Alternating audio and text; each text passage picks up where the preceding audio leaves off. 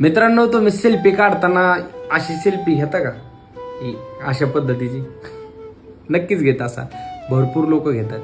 मित्रांनो, सांगण्याचा उद्देश फक्त एवढा आहे की जे कोण लोक अशा पद्धतीने सेल्फी घेतात ना, त्या लोकांसाठी एक खूप मोठी धोक्याची घंटा आहे.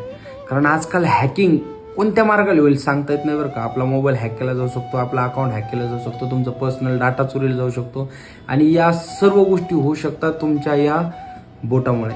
कारण मित्रांनो, आपण काय करतो माहिती आहे का, मोबाईलला आपलं फिंगर दिलेलं असतं आणि सेल्फी घेत असताना आपण अशी सेल्फी काढली ना, तर आपलं ते फिंगर त्या ठिकाणी त्या हॅकर त्या फोटो मार्फत ते फिंगर मिळवून तुमचा मोबाईल हॅक करू शकतात, तुमच्या अकाउंटवरचे पैसे काढू शकतात, तुमचा डाटा चोरून त्याचा गैरवापर करू शकतात. या सर्व गोष्टी न करण्यासाठी कधीही सेल्फी घेत असताना तुमचा अशी बोट समोर न करू, अशी करा ना, काय अडचण आहे. आणि या गोष्टीला हलक्यात पण घेऊ नका, कारण टेक्नॉलॉजी आता भयंकर म्हणजे एकदम हाय लेवलला गेलेली आहे. त्यामुळे हॅकर सुद्धा